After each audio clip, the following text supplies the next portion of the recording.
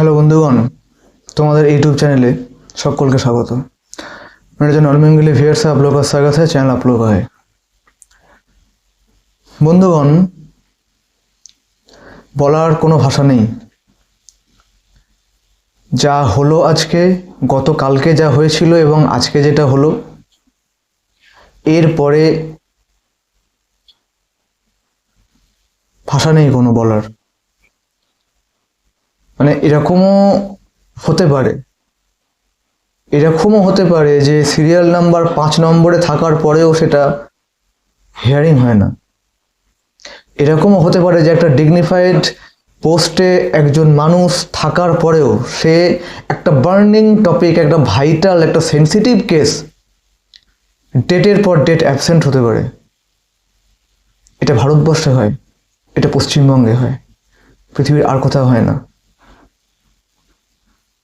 এই জন্যই বলতে পারি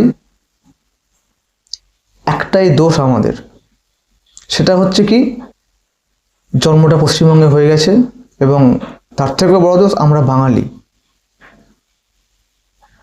বুদ্ধিমান তো আমরা, বুদ্ধিজীবী তো। এই কথাগুলো অনেক দুঃখে বলছি, কারণ আমি তোমাদের একটা কথা অনেক আগে বলেছিলাম যে আমি প্রফেশনাল ইউটিউবার নই, আমি হতে চাই না, ইচ্ছে নেই আমার, ওই জন্য চ্যানেল খোলা নয় আমার। আজকে এটা কেন বলছি, যে ইচ্ছে করে গুছিয়ে সুন্দর করে ডেটের পর ডেট অ্যাবসেন্ট থাকে, কারণ ও জানে যে অ্যাবসেন্ট থাকলে আমি না গেলে এটা হবে না, মিটবে না। এইখানে একটা ওয়ার্ড চলে আসে, সেটা হচ্ছে সেটিং। গট আপ, টোটালটাই গট আপ, পুরো সেটিং। আমি আজকে ওপেনলি বললাম ইউটিউবে, সেটিং এটা এরকম হয় না। এদের টার্গেট একটাই, এদের মোটিভ একটাই, এদের লক্ষ্য একটাই। যেহেতু কাউন্সিলিংয়ের ডেট দিয়ে দিয়েছে, যেহেতু স্কুল লিস্ট পাঠিয়ে দিয়েছে, সেহেতু যেন তেন প্রকারেণ কাউন্সিলিংটা হয়ে যাক।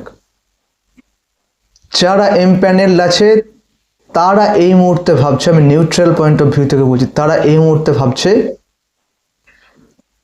চাচা আপন প্রাণ বাঁচা, আমরা তো বেঁচে গেলাম, বাকি যা হয় হোক, বয়ে গেছে। ওরা এইটা ভাবছে না যে ফার ফিউচারে এটাও যদি কখনো আবার এরকম দুমড়ে, আমি নেগেটিভ বলছি না, আমি খুব খুব বাস্তব বলছি এবং খুব দুঃখে কথাটা বলছি। এটা কারো মাথায় আসছে না যে সুপ্রিম কোর্টকে লঙ্ঘন করে হাইকোর্টকে তোয়াক্কা না করে বুড়ো আঙুল দেখিয়ে সব কিছু করা যায়। ওটা করা যায় যখন মাথাটা অনেকটা মজবুত শক্ত থাকে এবং যখন হাতটা অনেক লম্বা হয়ে যায়, তখন করা যায়। এগুলো পশ্চিমবঙ্গে করা যায়। আর দ্বিতীয় কথা হচ্ছে যে এই মুহূর্তে দাঁড়িয়ে আমার এটা মনে হয়েছে, আগেও মনে হয়েছে, যেটা পরীক্ষা ছিল না বন্ধুগণ, এটা অগ্নি পরীক্ষা ছিল। এমন একটা অগ্নি পরীক্ষা ছিল যে যেই আগুনে পুরো ফ্রেশাররা পুড়ে ছাই, পুরো ছারখার। এই মুহূর্তে সলিউশন নেই, কারণ আমি তোমাদের আগেও বলেছিলাম, এখনো বলছি, যে 10 নম্বর কেসটা সুপ্রিম কোর্টে গেছে। আলটিমেটলি হবে কি? প্রশ্ন একটা, সমস্যা একটা।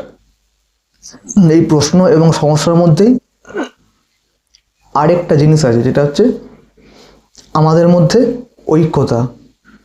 ঐক্য, ইউনিটি যেটা নেই এই মুহূর্তে। যেটা দরকার সলিউশন, একটাই সলিউশন, সেটা কি? বড় রকম মুভমেন্ট এবং আন্দোলন সংঘবদ্ধভাবে। পশ্চিমবঙ্গে এতগুলো জেলার থেকে যদি সবাই গিয়ে একদিন মুভমেন্ট করা যায়, ঠিক যেমনভাবে আজকে পিএসসি অভিযান, আজকে যেটা, এটাই সলিউশন, এটাই রাস্তা, এটাই ভবিষ্যৎ। আন্দোলন, মুভমেন্ট, সংঘবদ্ধ হওয়া। কিন্তু বাস্তবটা তোমরা সবাই জানো, সোশ্যাল মিডিয়ার দৌলতে, ফেসবুক বলো, হোয়াটসঅ্যাপ বলো, টেলিগ্রাম বলো, যে সবাই ডিভাইডেড। একটা ছাতার তলায় সবাই নেই, অনেকগুলো ছাতা হয়ে গেছে। এটা প্রবলেম, অনেকগুলো ছাতা হয়ে গেছে। আজকে এটা আমি যে কথাগুলো বলছি আমার নিজের কাছে গিল্টি ফিল হচ্ছে। আমি নিজেকে আমার প্রথমবার এই বসে ক্যামেরার সামনে মনে হচ্ছে আমি গিল্টি, আমি কোনো ক্রাইম করেছি, আমি এটা ফিল হচ্ছে আমার এই মুহূর্তে বসে এই যে কথাগুলো বলছি। আমরা এতটাই হেল্পলেস, আমরা এতটাই ট্র্যাজিক কন্ডিশন, করুণ পরিস্থিতিতে আছি যে একটাই কারণ আমাদের মধ্যে ইউনিটি নেই, ছত্রভঙ্গ হয়ে গেছে এবং হচ্ছে। একটা বড় করে আন্দোলনের ডাক দেওয়া, একটা ডেটকে ফিক্সড করা, এই জিনিসগুলো জানি না আর কবে হবে। কেস করলে তো হবে, ঠিক আছে, কেসটা হচ্ছে, সুপ্রিম কোর্টে যাচ্ছে, কিন্তু এটাও তো দরকার আছে। যদি কিছু ভুল বলে থাকি, যদি তোমাদের কারোর মনে হয় যে না আমি বাস্তব কিছু বলছি না, আমি রিয়েলিটি থেকে এসকেপ করছি, সবাই এক ছাতার নিচেতেই আছে, তাহলে আমি সরি, ক্ষমা প্রার্থী। আদৌ কি তাই আছি আমরা একটা ছাতার নিচে? আমার জানা নেই বন্ধুগণ, এর কোনো সলিউশন নেই। গতকাল যেটা হয়েছে, আজকে যেটা হয়েছে, এরপরে শুধু একটাই দেখতে পাবে, ডেট, আর একটা অ্যাড হলো সিরিয়াল নাম্বার। ডেট পে ডেট, তারিখ পে তারিখ, আজকে অ্যাড হয়ে গেল সিরিয়াল নাম্বার আর ডেট, এই চলে যাবে।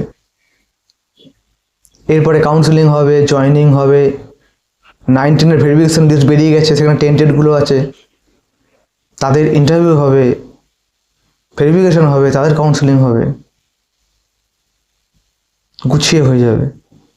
তারপরেও যারা বাকি থাকবে তাদের SMS ঢুকে যাবে ফোনে, তারা জয়েন করে নেবে।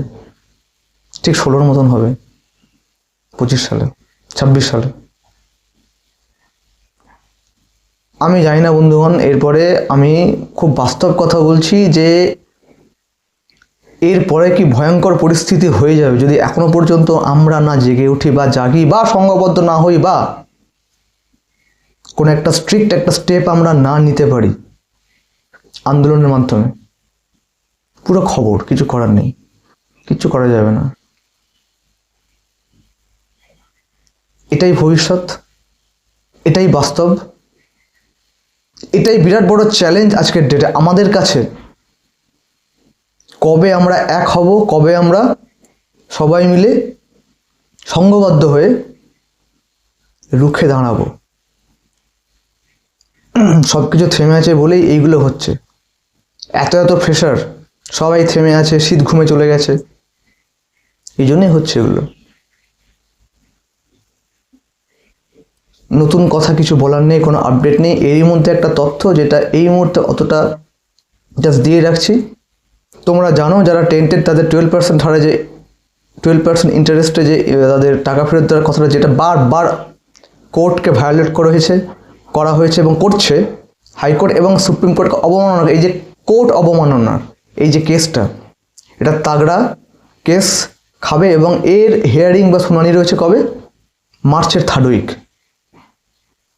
টেন্টেড কেসের যে টাকা ফেরত দেওয়ার কেসটার মার্চের 3rd উইক সুপ্রিম কোর্টে হিয়ারিং আছে, টাকা ফেরত দিতেই হবে।